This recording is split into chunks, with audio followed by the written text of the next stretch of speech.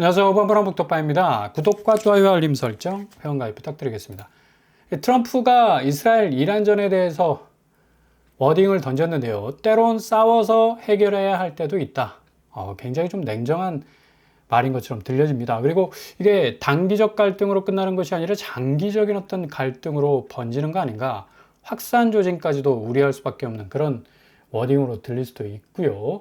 이스라엘의 공습 중단 요구에 대한 질문에 대해서는 답변을 거부할 정도로 상당히 이스라엘을 좀 서포트해주는 그런 어떤 입장인데, 이란이 어떤 반격, 그러니까 그 반격의 확산 속도를 어느 정도 제어할 것인가에 따라서 이 양국 간의 전쟁 양상은 완전히 다른 국면으로 치달을 가능성이 굉장히 높다고 볼 수가 있겠습니다. 이렇게 좀 강성적 이미지, 이 트럼프의 이 킹의 이미지가 미국은 또 자유민주주의에 대한 어떤 굉장한 욕구가 있는 곳 아니겠습니까? 카리스마적인 어떤 리더도 필요하겠지만 때론 좀 뭔가 좀 부드러운 어떤 리더십도 요구하고 있는 그런 어떤 양상인데, 수백만 명이 지금 반 트럼프 시위에 참여하고 있을 정도로 미국 전역이 지금 들끓고 있어요. 가장 중요한 건 지금 관세 정책 때문에 오히려 이 역풍을 맞고 있는 미국 이 자국 내 산업들, 그리고 고용 문제, 인플레이션 문제 등등 경제적 아이콘이라는 어떤 이미지를 가지고 있지만, 트럼프가 집권하면서부터 상당한 어떤 이 혼전 양상을 보여주고 있는 까닭에 이런 어떤 반 트럼프 시위까지 지금 계속해서 확산 조짐을 보이고 있고, 지금 자본시장 다우, 나스닥, S&P 500이 트럼프 집권하면서 작년 바이든 때 20% 정도 정말 딛고 올라가는, 허들이 없을 정도로 훌쩍훌쩍 넘어서는 어떤 이 느낌적 느낌을 보여줬는데, 이거 트럼프가 확실하게 타이트한 어떤 이 관세 정책을 계속적으로 시종일관 유지하다 보니 지금 자본시장 자체가 지금 완전히 엉망이라, 조금 올랐다가 툭 떨어졌다가 조금 올랐다가 툭 떨어졌다. 그러다가 최근에 또 이스라엘 이란의 어떤 분쟁 속도가 가속돼 버리니까 이렇게 지금 맥을 못 추고 있는 상황이 전개가 되고 있는 거죠. 미국 자본시장이 지금 굉장히 약화되고 있는 상황에서 한국의 이 자산시장, 서울의 집값은 불장이다 라는 말이 나돌 정도로 굉장히 지금 한국 자산시장 자체가 벌겋게 지금 달아오르고 있습니다. 지금 미국의 자본시장은 완전히 지금 거꾸로 가고 있죠. 굉장히 좀 간극이 벌어지면 벌어질수록 한국 아파트는 안전자산이 아니라 비안전자산으로 분류될 가능성이 굉장히 높아요. 기본적으로 부채 깔려있지. 그리고 대외적인 어떤 변수가 이렇게 미국 자본시장도 휘청거리고 있는 상황 속에서 한국 시장이 어떻게 이 단단한 어떤 자본력을 바탕으로 해서 부동산 시장이 제대로 된 어떤 자산 가치의 축적, 이 높이를 쌓아갈 수가 있겠습니까? 가뜩이나 또 부채 때문에 불안했는데, 이런 어떤 여러 가지 우려에도 불구하고 서울 집값은 0.19에서 0.26으로 껑충 뛰어버렸습니다. 매매 가격 지수 변동률이. 전국, 수도권, 지방은 계속적인 어떤 마이너스 국면에 있지만 수도권이 서울 따라서 가는 어떤 궤적, 그 모습을 보여주고 있고, 전세 가격 지수 역시도 지금 서울이 살짝 고개를 들고 있는 그런 모습을 보여주고 있죠. 근데 그 기저에는 가계부채라는 이 시한폭탄이 있습니다. 소득의 1.7배, 약 2배 정도 되는 그런 가계부채를 등에 딱 짊어지고 평생토록 내 집 마련, 그 내 집 마련이 주거 비용에 대한 어떤 계산이 들어가 있는 게 아니라 가치 비용이지. 그러니까 내가 돈 넣고 돈 먹기인데 내가 얼만큼 넣으면 2배, 3배 뻥 튀겨서 수익을 얻을 수 있느냐. 굉장히 투기적 어떤 이 성향이 굉장히 높은 그런 이 투자라고 할 수가 있겠는데, 이렇게 되다 보니까 빚 갚느라 소비 여력은 저하가 될 수밖에 없고, 당연히 내수 침체는 이런 이 소비가 원활하지 못한 상태에서 제대로 돈이 돌지 못하니까 자영업자 어려워, 또 내수 경기 침체, 또 건설 경기까지도 지금 내수 경기의 15%에서 20% 지금 담당하고 있는 상황에서 계속적으로 약화되는 어떤 모습을 보여주고 있으니까 이게 가계부채가 굉장히 문제가 될 수밖에 없다는 얘기입니다.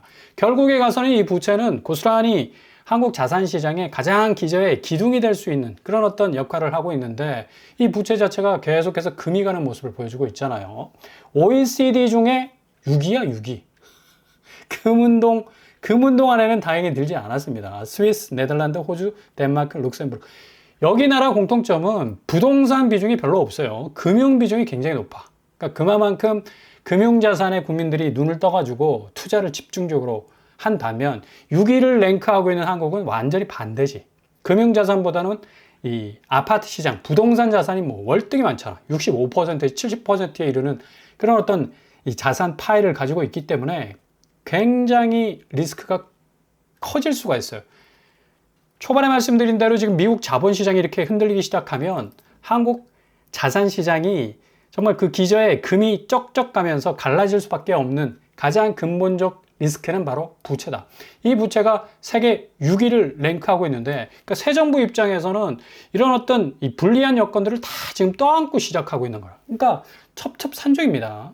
그러니까 이 문제들을 좀, 이 현안들을 좀 잘 우회적으로 또 틈새를 발견하면서 때로는 또 직진하면서 해결해 나가야 되는 그런 어떤 이 난제들이 많은데, 소득 대비 가계부채 비율이 2020년 182.9%에서 2021년 194.4%로 급등하는 그런 추세를 보이고 있고요.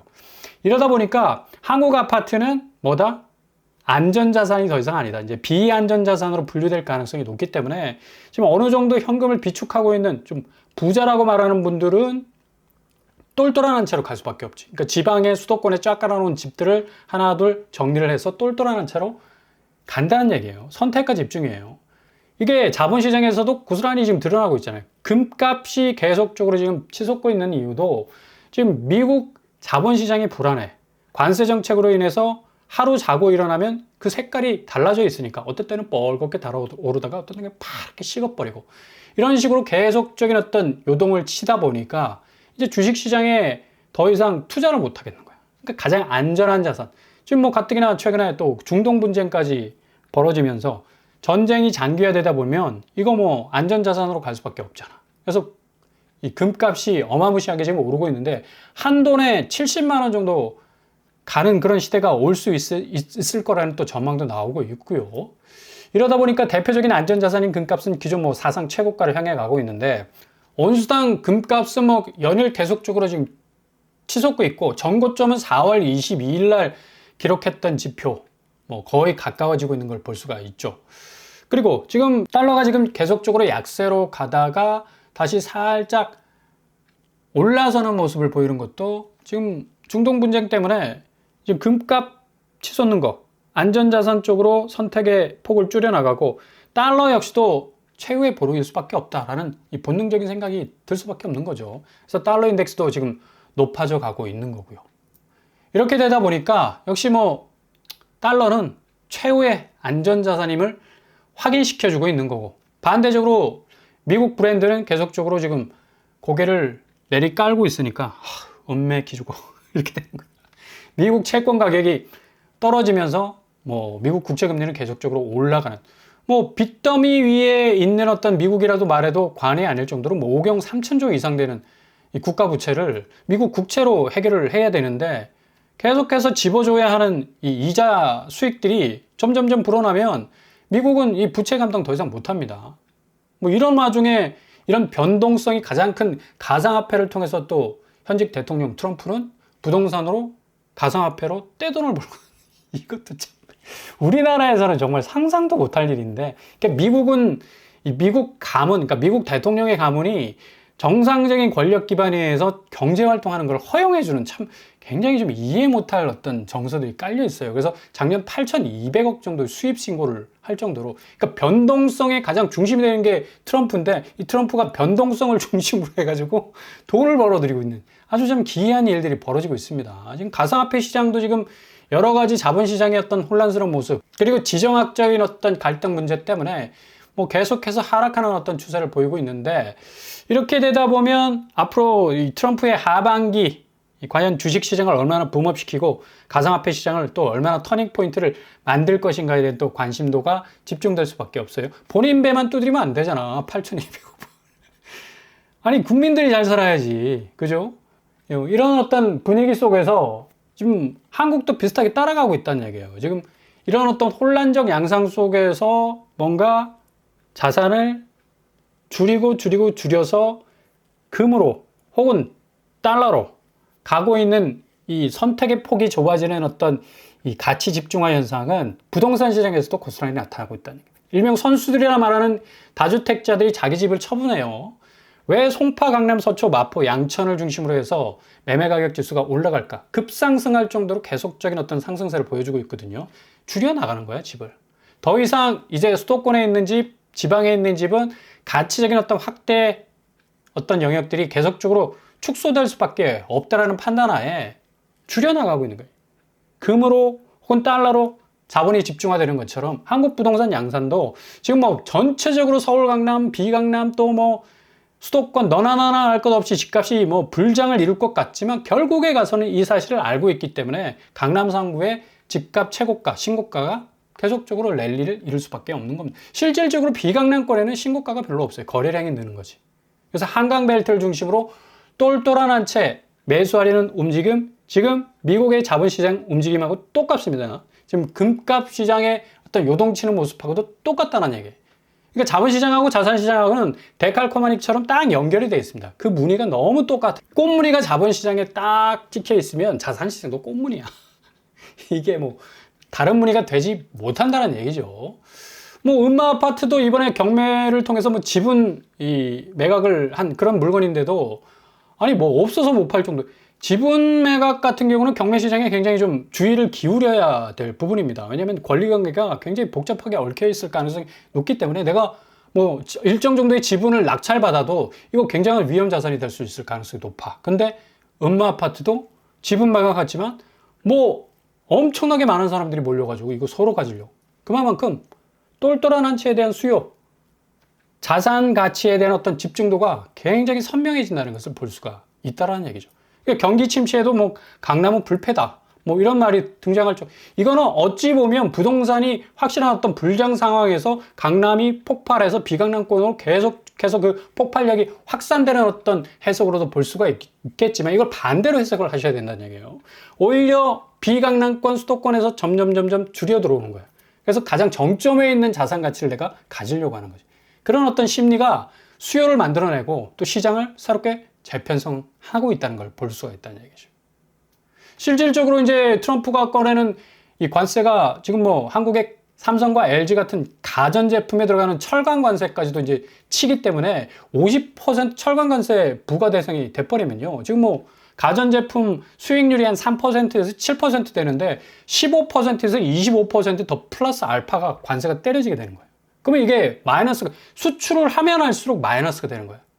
그만큼 대미 수출액, 대중 수출액도 중국과의 관계가 굉장히 좀 원활해야 되는데 이게 막 전 정권에서 위에서 그냥 빠그러지는 바람에 대중국 수출액 증감액도 굉장히 좀 현저하게 낮아졌고요. 미국 역시도 마찬가지. 이거 뭐 관세 문제 때문에 굉장히 더 낮아질 가능성도 많다. 이런 불안한 이 경제 상황에서 아니 토제도 못 막는 강남 불패 이게 뭐 가능한 일이겠습니까? 그러니까 단기적인 어떤 현상에 불과하다라고 말씀을 드릴 수가 있겠고 KB부동산 통계에서 뭐 17년 만에 가장 높은 상승률을 기록하고 있다고 하지만 그러나 이거 7월까지 좀 잘 들여다 보셔야 된다는 얘기입니다. 물론 뭐 거래량이 209건, 뭐 231건, 또 118건으로 강남, 송파, 서초구가 2배 이상 늘어가는 어떤 추세를 보이고 있어요. 그러나 이 거래량은 결국에 가서는 다주택자가 자기 집을 최고의 정점에 있는 가치 하나로 줄여나가는, 어떻게 보면 이게 확산 양상이 아니라 축소 양상으로 가는 그런 어떤 의미로 해석을 할 수도 있다는 얘기입니다. 강남구가 확실히 뭐 거래량 늘었고요. 송파구 늘었고 서초구 늘었죠. 노원구 가장 거래량이 활발한 지역인데 여기도 실수요자들이 이제 불안한 거야. 아니 이게 계속 불장이라고 그러네. 이거 내가 정말 벼락거지 되는 거 아닌가? 라는 어떤 공포 심리 때문에 다시 비강남권, 그래도 어느 정도 손에 닿을 듯한 집값 수위를 가지고 있는 노원구 쪽으로 지금 수요가 이동하고 있는 그런 추세를 가지고 있는 겁니다. 지금 양극화라고 그러는데 양극화 맞습니다. 강남 쪽은 될 수 있으면 다주택자가 주택을 줄여서 가장 똘똘한 한 채를 가지려 하는 거고, 노원구 쪽은 실수요자들이 어떻게 해서든 최저 비용으로 들어가려는 그런 어떤 우회로를 뚫으려 하는 그런 어떤 움직임으로 보이는 거고요. 이제 뭐 외곽도 오른다라고 이렇게 말들이 나오고 있는데 확실히 지금 실수요자들도 이런 공포 심리 때문에 성북 노원 집값이 뭐 살짝 오를 정도로 거래량이 지금 늘어가고 있는 추세로 가고 있다는 얘기죠. 성북구가 258건, 노원구가 338건 정도로 계속적으로 좀 오르고 있는 그런 추세인데, 또 뭐 분양가 상한제 아파트 무시 못 하잖아요. 그죠? 구축의 집값은 또 이렇게 비강남권 좀 손에 닿을 듯한 그런 어떤 집값 수위를 좀 잡으려고 하는 그런 스탠스도 취할 수 있겠고, 고덕강일 대성베르힐이 분상제 아파트 가격을 이마에 딱 붙이고 9억 8천에 나왔었죠. 분상제 아파트 지금 좀 비싸다. 그런 어떤 평가를 받았음에도 불구하고 평균 경쟁률이 뭐 100대 1이 넘었죠. 동탄 포레파크 자이언 프루지오 역시도 6억대였는데 75대 1을 찍었고, 그 다음에 동탄 꿈의 숲 자이언 대시양 역시도 5억대, 뭐 40대 1을 찍을 정도로, 그러니까 이러다 보니까 지금 뭐 무순위 줍줍 시장도 더욱더 이제 뭐 경쟁률이 과열 양상으로 지금 치닫고 있고, 내일 접수를 받는 곳이 있습니다. 프루지오 브리파크. 여기가 일반 공급 접수일 6월 17일 화요일 딱 하루 접수를 받게 돼요. 한번 필터링을 한번 해보시고, 4구제곱, 5구제곱으로 나오는데 5구제곱 같은 경우는 3억 9천, 4억도 안 되는 분양가를 가지고 있죠. 자체 시세는 5억 5천에 거래가 됐는데 매물은 6억대까지 나오고 있어서 그래도 어느 정도 시세 갭을 가지고 있는 그런 아파트라고 볼 수가 있겠습니다. 안산역이 그래도 도보 5분에서 10분 거리에 있는 그런 아파트라고 볼 수가 있죠. 평면도를 보시면 침실 3개로 구성되어 있고요. 4구제곱, 그리고 5구제곱 역시도 침실 3개로 구성이 되어 있습니다. 여기 뭐 탑상형, 여기 뭐 거의 뭐 탑상형 플러스 판상형으로 볼 수가 있겠네요. 그리고 김포에서 작년에 여기 무순위 줍줍이 있었죠. 메트로타워 예미지 또 나올 예정입니다. 여기 굉장히 이 입지가 서울 접근성이 좋아서 많은 사람들이 지원을 했었는데 가격이 굉장히 착하다. 30평대가 3억 5천 정도 합니다. 근데 지금 시세는 매물이 5억 8천에서 6억 정도로 나오고 있어서 뭐 30평대 김포 구례역에 가까운 입지면 굉장히 싼 거 아닌가요? 와, 이 경기도권, 그리고 이 김포는 뭐 서울하고 접근성이 굉장히 좋은 곳인데 3억대, 그것도 30평대, 국민평형이 이런 가격에 나와야지 국민평형을 할 수 있지. 무슨 뭐 11억, 15억 하면 국민평형을 할 수 있나? 3억 5천에 나오는 그런 곳인데 좀 잘 들여다 보실 수 있길 바랍니다. 전세는 3억 5천 되기 때문에 충분히 분양가를 쳐낼 수 있는 전세보증금 확보할 수가 있겠고요. 굉장히 평면도가 내실 있게 잘 구성이 되어 있죠. 침실 3개, 알파룸 하나 있고요. 드레스룸 장착이 되어 있습니다. 그리고 레미안 원펜타스 지금 41건의 부정청약 때문에 난리가 났었는데 이 부정청약 다 전격적으로 취소가 됐고, 나머지 지금 남아있는 물량에 대해서 이제 예비 당첨 순으로 돌렸는데 여기 이미 포기해버리고 가신 분들이 있기 때문에 대략 한 5채에서 10채 정도가 무순위 줍줍으로 나올 가능성이 높아졌습니다. 이 한 단지에서만 41건 위장 전입으로 적발이 되면서 다 계약이 취소가 됐어. 그래서 84A가 23억 정도 하는데 지금 실거래가가 47억. 여기는 기본적으로 오르는 게 2, 3억 오르는 게 아니라 거의 뭐 20억이 넘게 오르나 버리네. 23억 분양가에서 47억이니까 야, 24억이 올랐어. 거의 25억 올랐네요. 어마무시합니다. 어마무시. 그러니까 여기 막 서로 잡으려고 그냥 위장전입까지 했지. 5건에서 10건 정도의 물량이 나올 것이라고 소식이 들려왔거든요. 그래서 전세 같은 경우는 한 21억 되기 때문에 충분히 84B나 84C 잡으면 거의 비슷비슷해. 분양가랑. 그죠? 전세가랑. 그래서 이 레미안 원펜타스도 조만간에 무순위 줍줍으로 나올 예정이다. 이런 이 틈새들도 좀 잘 활용을 하셔야 될 것 같습니다. 아무튼 지금 굉장히 혼조세인 것은 미국 변수가 가장 크다. 그리고 경제적 지표, 부채 문제, 그리고 서울 집값이 뭐 불장이라 하지만 이건 좁혀나가는 어떤 선택의 폭이지 넓혀나가는 어떤 가치 확대 영역이라고 말하기에는 조금 부족한 부분들이 좀 있는 것 같습니다. 아무튼 잘 들여다보시고 골든타임 잡으실 수 있기를 바랍니다.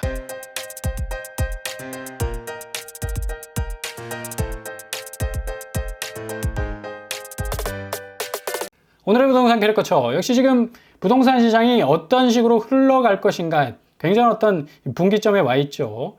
어쨌거나 저쨌거나 공급 폭탄, 공급이 정상적으로 잘 가동이 된다면 뭐 굳이 내가 고점에 집값 다 물어내고 주거비용 뭐 엄청나게 뭐 후달리게 감당하면서 들어갈 이유가 전혀 없는 거죠.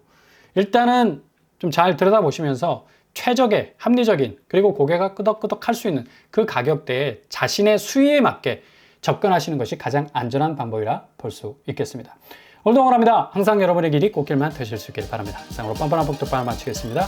구독과 좋아요 부탁드립니다. 감사합니다.